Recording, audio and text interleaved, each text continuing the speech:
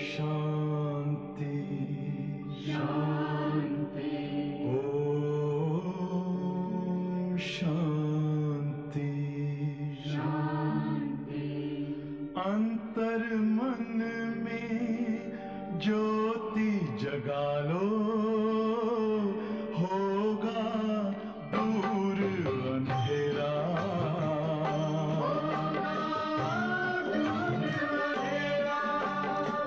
शिव का कर लो ध्यान, आ रहा पावन पुण्य सवेरा।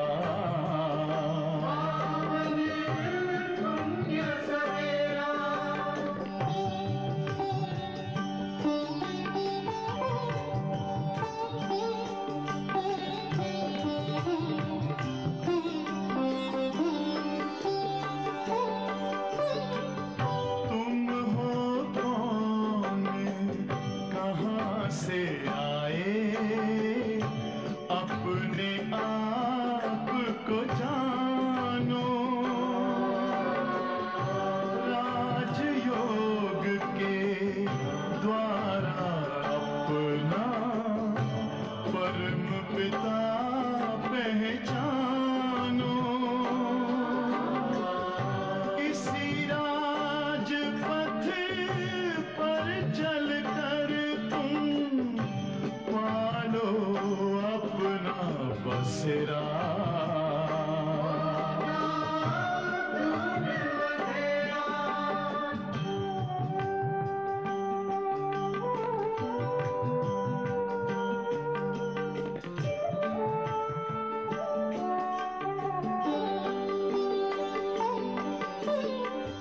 तुम हो आत्मा तन से न्यारे, परमात्मा को प्यारे। दिव्य गुणों को धारण करके योगी बनो दुलारे।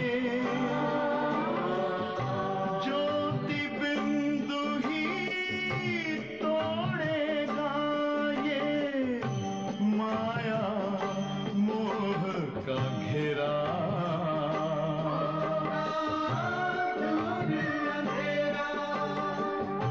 अंतर मन में ज्योति जगा लो, होगा दूर अंधेरा।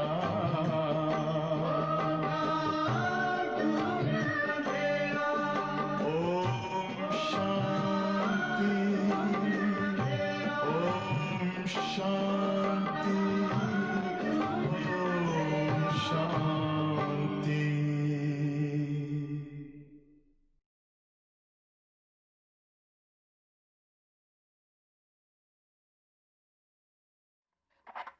ओम शांति। आज 3 अप्रैल 2020 के साकार मुरली के महावाक्य हैं। आज बाबा ने हम बच्चों को अटेंशन दिलवाया कि चेक करो हमारी चलन कैसी है, हम बाप की याद में कितना रहते हैं। बाबा ने आज फिर से ये भी ध्यान दिलाया कि बच्चे स्वदर्शन चक्रधारी बनो। स्वदर्शन चक्र से क्या फायदे होते हैं, उस पर भी बाबा ने ध्यान खिंचवाया। साथ ही साथ स्वमान दिया, मैं आत्मा खुशियों के अखुट खजाने से भरपूर हूँ। मैं आत्मा बेफिक्र बादशाह हूँ। मैं आत्मा देही अभिमानी हूँ। मैं आत्मा कर्मातीत अवस्था को पाती हूँ। आज महावाक्यों का सार है। बाबा ने कहा, मीठे बच्चे अपनी अवस्था देखो, मेरी एक बाप से ही दिल लगती है या किसी कर्म संबंधों से दिल लगी हुई है। आज बाबा ने प्रश्न पूछा, अपना कल्याण करने के लिए किन 2 बातों का पोता मेल रोज देखना चाहिए? उत्तर है, योग और चलन का पोता मेल रोज देखो। चेक करो कोई डिससर्विस तो नहीं की। सदैव अपने दिल से पूछो, हम कितना बाप को याद करते हैं, अपना समय किस प्रकार सफल करते हैं। बाबा की याद में सफल करते हैं, टीवी में सीरियल देख के सफल करते हैं, फेसबुक पे करते हैं या यूट्यूब पे करते हैं। तो बाबा ने हमारा अटेंशन दिलवाया। दूसरों को तो नहीं देखते हैं, किसी के नाम रूप में दिल तो नहीं लगी हुई है।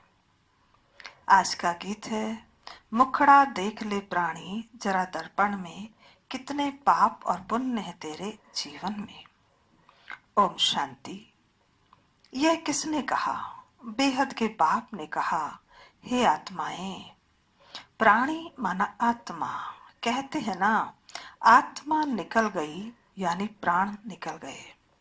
बाप सम्मुख बैठ समझाते हैं, हे आत्माएं याद करो, सिर्फ इस जन्म को नहीं देखना है, परंतु जब से तुम तमो प्रधान बने हो तो सीढ़ी नीचे उतरते पतित बने हो तो जरूर पाप किए होंगे ना, तब तो सीढ़ी नीचे उतरे हो।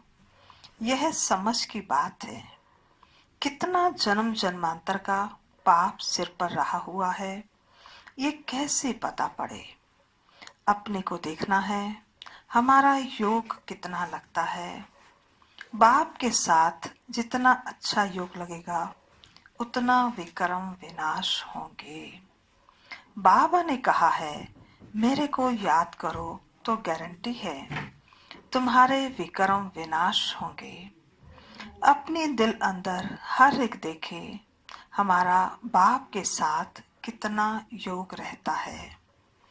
जितना हम योग लगाएंगे पवित्र बनेंगे, पाप कटते जाएंगे, योग बढ़ता जाएगा। पवित्र नहीं बनेंगे तो योग भी लगेगा नहीं। ऐसे भी कई हैं जो सारे दिन में 15 मिनट भी याद में नहीं रहते हैं। अपने से पूछना चाहिए, मेरी दिल श्री बाबा से लगी है या देहधारी से लगी है। चेक कीजिए किससे दिल लगी है। कर्म संबंधियों आदि से है।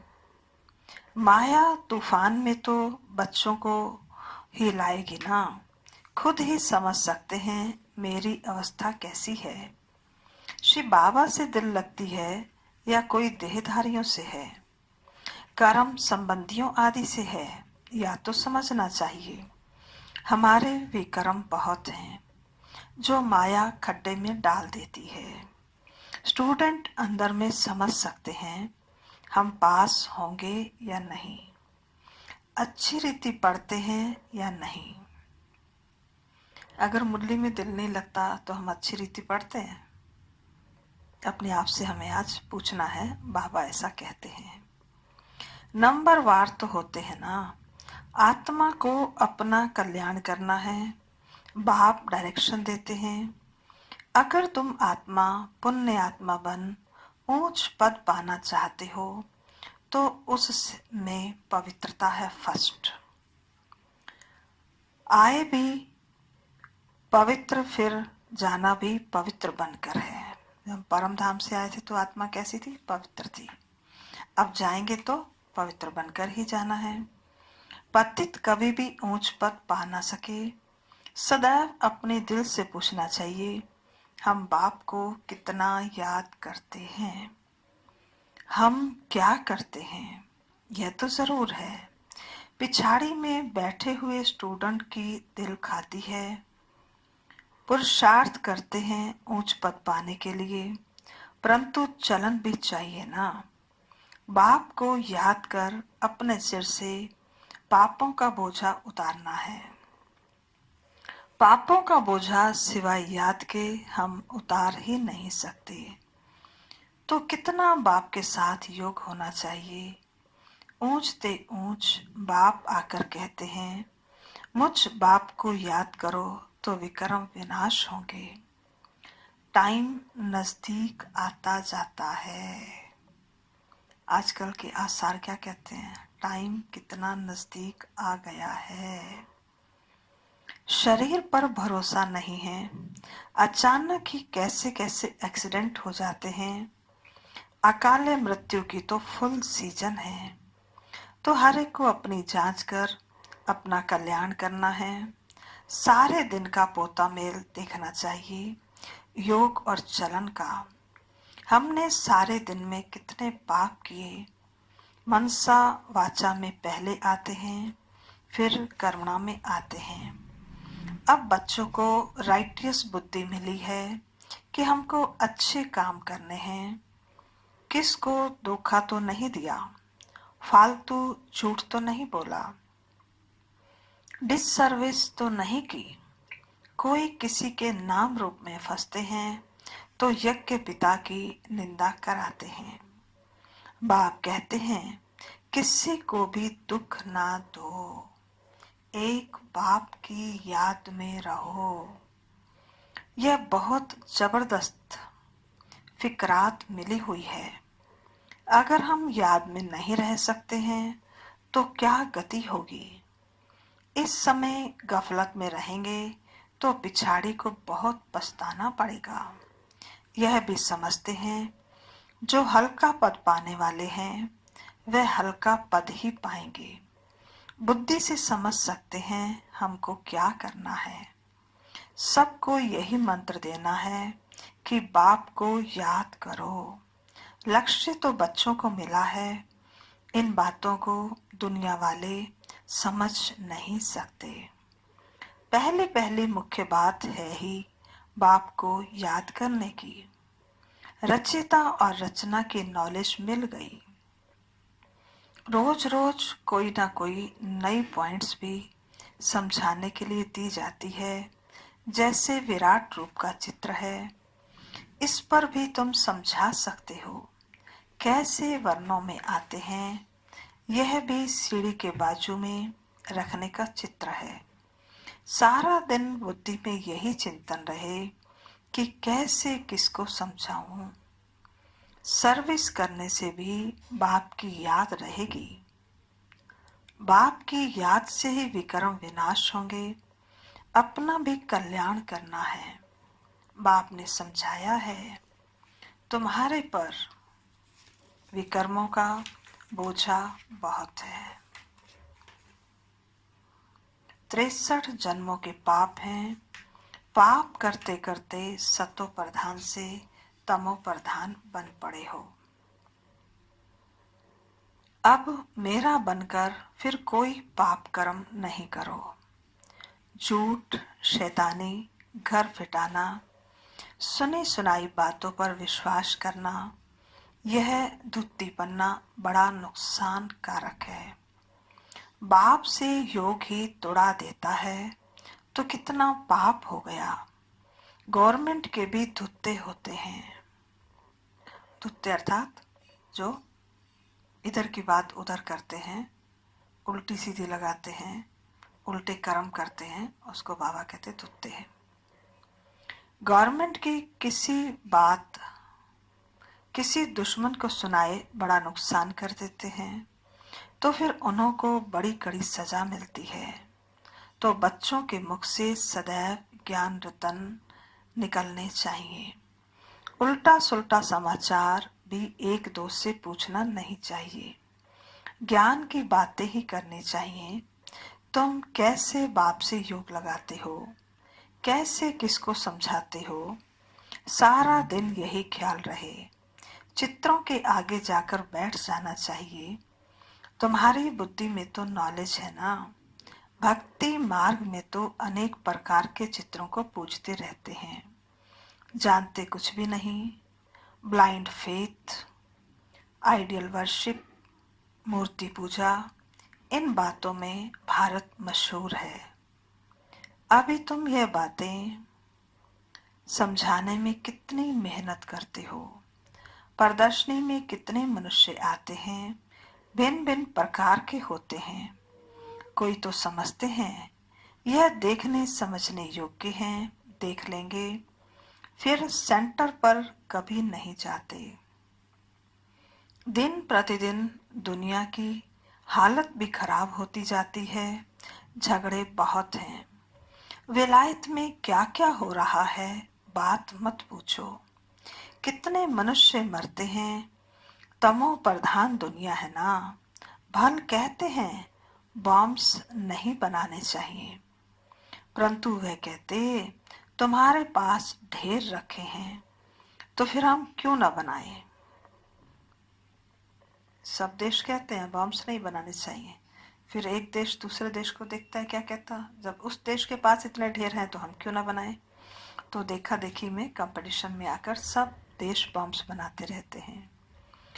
नहीं तो गुलाम होकर रहना पड़े, तो जो कुछ मत निकलती है विनाश के लिए, विनाश तो होना ही है। कहते हैं शंकर प्रेरक है, परंतु इसमें प्रेरणा आदि की तो बात ही नहीं। हम तो ड्रामा पर खड़े हैं, माया बड़ी तेज है, हमारे बच्चों को भी विकारों में गिरा देती है।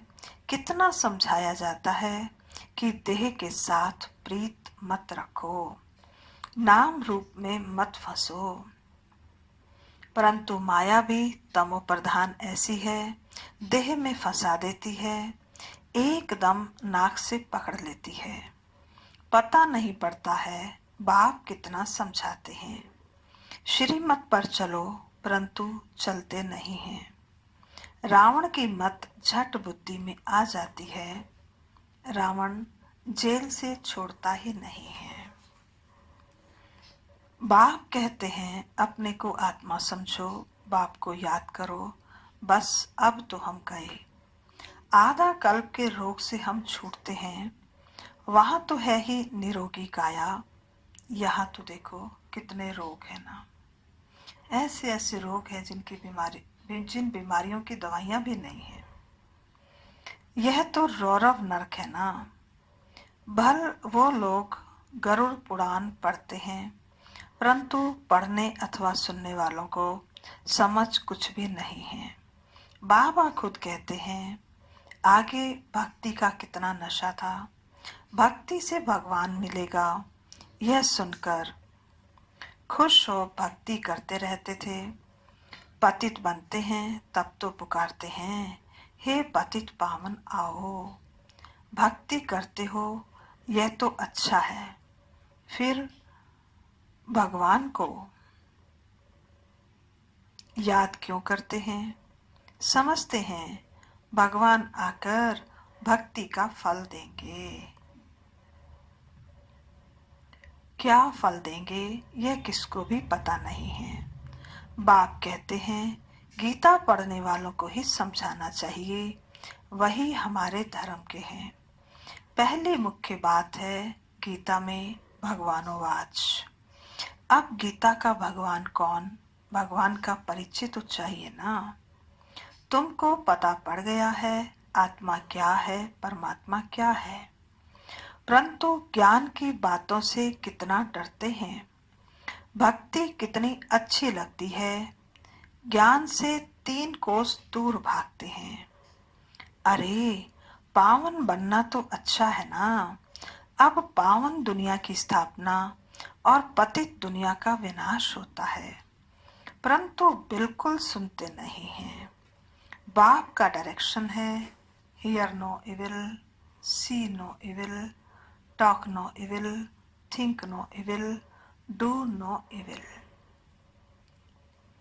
माया फिर कहती है, क्या कहती होगी माया, माया कहती है हियर नो बाबा की बातें, बाबा की बातें मत सुनो। माया का डायरेक्शन है श्री बाबा का ज्ञान मत सुनो। ऐसा जोर से माया चमाट मारती है जो बुद्धि में ठहरता ही नहीं, बाप को याद ही नहीं कर सकते। मित्र संबंधी देहधारी आदि याद आ जाते हैं, बाबा की आज्ञा नहीं मानते। बाप कहते हैं माँ में कम याद करो और फिर न फरमान बरदार बन जाते हैं। हमको फलाने की याद आती है, याद आएगी तो गिर पड़ेंगे। इन बातों से तो नफरत आनी चाहिए, यह बिल्कुल ही छीछी दुनिया है। हमारे लिए तो नया स्वर्ग स्थापन हो रहा है। तुम बच्चों को बाप का और सृष्टि चक्र का परिचय मिला है, तो उस पढ़ाई में ही लग जाना चाहिए। बाप कहते हैं, अपने अंदर को देखो। नारद का मिसाल है ना। तो बाप भी कहते हैं, अपने को देखो। हम बाप को याद करते हैं, याद से ही पाप भस्म होंगे ना। कोई भी हालत में श्री बाबा को याद करना है और कोई से लव नहीं रखना है। अंत में श्री बाबा की याद हो तब प्राण तन से निकले। श्री बाबा की याद हो और स्वदर्शन चक्र का ज्ञान हो। स्वदर्शन चक्रधारी कौन है, यह भी किसी को पता नहीं है। ब्राह्मणों को भी यह नॉलेज किसने दी? ब्राह्मणों को यह स्वदर्शन चक्रधारी कौन बनाते हैं? परम पिता परमात्मा बिंदी। तो क्या वह भी स्वदर्शन चक्रधारी है? क्या श्री बाबा स्वदर्शन चक्रधारी है? पूछते हैं बाबा। हाँ, पहले तो वह है, नहीं तो हम ब्राह्मणों को कौन बनावे। सारी रचना के आदि मध्य अंत की नॉलेज उसमें है। तुम्हारी आत्मा भी बनती है, वह भी आत्मा है। भक्ति मार्ग में विष्णु को चक्रधारी बना दिया है। हम कहते हैं परमात्मा त्रिकालदर्शी, त्रिनेत्री, त्रिमूर्ति है। वह हमको स्वदर्शन चक्रधारी बनाते हैं। वह भी जरूर मनुष्य तन में आकर सुनाएंगे। रचना के आदि मध्य अंत का ज्ञान कौन सुनाता? कौन सुनाता? जरूर रचता ही आकर सुनाएंगे ना। रचता का ही किसको पता नहीं है, तो रचना का ज्ञान भी कहां से मिले? अभी तुम समझते हो, श्री बाबा ही स्वदर्शन चक्रधारी है, ज्ञान का सागर है। वह जानते हैं हम कैसे इस 84 के चक्र में आते हैं। खुद तो पुनर्जन्म लेते नहीं, उनको नॉलेज है जो हमको सुनाते हैं। तो पहले पहले तो श्री बाबा स्वदर्शन चक्रधारी ठहरा। श्री बाबा ही हमको स्वदर्शन चक्रधारी बनाते हैं, पावन बनाते हैं, क्योंकि पतित पावन वह है, रचता भी वह है। बाप बच्चे के जीवन को जानते हैं ना। श्री बाबा ब्रह्मा द्वारा स्थापना कराते हैं, करन करावन हार है ना। तुम भी सीखो, सिखलाओ। बाप पढ़ाते हैं, फिर कहते हैं औरों को भी पढ़ाओ। तो श्री बाबा ही तुमको स्वदर्शन चक्रधारी बनाते हैं। कहते हैं मुझे सृष्टि चक्र का नॉलेज है, तब तो सुनाता हूं। बाबा जानी जाननहार है, तब तो सुनाता हूं। तो 84 जन्म कैसे लेते हो? यह 84 जन्मों की कहानी बुद्धि में रहनी चाहिए। यह बुद्धि में रहे तो भी चक्रवर्ती राजा बन सकते हैं। यह है ज्ञान। बाकी योग से ही पाप करते हैं। सारे दिन का पोता मेल निकालो, याद ही नहीं करेंगे तो पोता मेल भी क्या निकालेंगे। सारे दिन में क्या क्या किया, यह तो याद रहता है ना। ऐसे भी मनुष्य हैं, अपना पोता मेल निकालते हैं। कितने शास्त्र पढ़े दुनिया में, कितने पुण्य किए। तुम तो कहेंगे कितना समय याद किया, कितना खुशी में आकर बाप का परिचय दिया। बाप द्वारा जो पॉइंट्स मिले हैं उनका घड़ी घड़ी मंथन करो। जो ज्ञान मिला है उसे बुद्धि में याद रखो। रोज मुरली पढ़ो। क्या कहता बाबा? रोज मुरली पढ़ो। परिस्थितियां ऐसी हैं, सेंटर नहीं जा सकते हैं, इसलिए बाबा क्या कहता? रोज मुरली पढ़ो। वह भी बहुत अच्छा है। मुरली में जो पॉइंट्स हैं उनको घड़ी घड़ी मंथन करना चाहिए। यहाँ रहने वालों से भी बाहर विलायत में रहने वाले जास्ती याद करते हैं। कितनी बांधेलियां हैं, बाबा को कभी देखा भी नहीं है। याद कितना करती हैं, नशा चढ़ा रहता है। घर बैठे साक्षात्कार होता है या अनायास ही सुनते सुनते निश्चय हो जाता है। तो बाप कहते हैं, अंदर में अपनी जांच करते रहो कि हम कितना ऊंच पद पाएंगे, हमारी चलन कैसी है। कोई खान पान का लालच तो नहीं है, कोई खान पान का लालच तो नहीं है, कोई आदत नहीं रहनी चाहिए। मूल बात है अव्यभिचारी याद में रहना। दिल से पूछो, हम किसको याद करता हूँ। दिल से पूछो, हम किसको याद करता हूँ। कितना समय दूसरों को याद करता हूँ। नॉलेज भी धारण करनी है, पाप भी काटने हैं।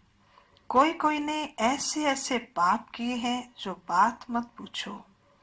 भगवान कहते हैं यह करो, परंतु कह देते हैं पर वश हैं, अर्थात माया के वश हैं। अच्छा, माया के वश ही रहो। तुम्हें या तो श्रीमत पर चलना है या तो अपनी मत पर। देखना है इस हालत में हम कहाँ तक पास होंगे, क्या पद पाएंगे। 21 जन्म का घाटा पड़ जाता है। जब कर्मातीत अवस्था हो जाएगी तो फिर देह अभिमान का नाम नहीं रहेगा। इसलिए कहा जाता है देही अभिमानी बनो। अच्छा, मीठे मीठे सिकिलदे बच्चों प्रति मात पिता बाप दादा का याद प्यार और गुड मॉर्निंग। रूहानी बाप की रूहानी बच्चों को नमस्ते। हम रूहानी बच्चों की रूहानी बाप दादा को नमस्ते नमस्ते नमस्ते। सदा रहेंगे हंसते, बनेंगे फरिश्ते, चलेंगे परम धाम के सीधे रास्ते। धारणा के लिए मुख्य सार पहला है, कोई भी कर्तव्य ऐसा नहीं करना है जिससे यज्ञ पिता की निंदा हो। बाप द्वारा जो राइटियस बुद्धि मिली है, उस बुद्धि से अच्छे कर्म करने हैं। किसी को भी दुख नहीं देना है।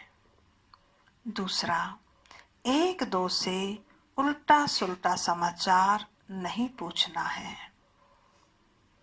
उल्टा सुल्टा समाचार अर्थात जैसे आजकल चल रहा है ना, वहाँ कितने मर गए, वहाँ कितनों को वायरस हो गया, अच्छा कैसे हो गया, तो ये सब समाचार एक दो से नहीं पूछना है। आपस में ज्ञान की ही बातें करनी है। झूठ, शैतानी, घर फिटाने वाली बातें, ये सब छोड़ मुख से सदैव रतन निकालने हैं। ईविल बातें ना सुननी है ना सुनानी है।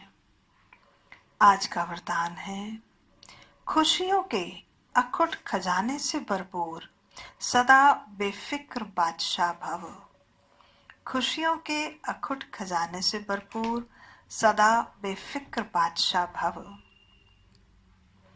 विस्तार है, खुशियों के सागर द्वारा रोज खुशी का अखुट खजाना मिलता है।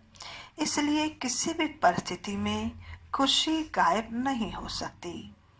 किसी भी बात का फिक्र नहीं हो सकता। ऐसे नहीं, प्रॉपर्टी का क्या होगा, परिवार का क्या होगा, परिवर्तन ही होगा ना।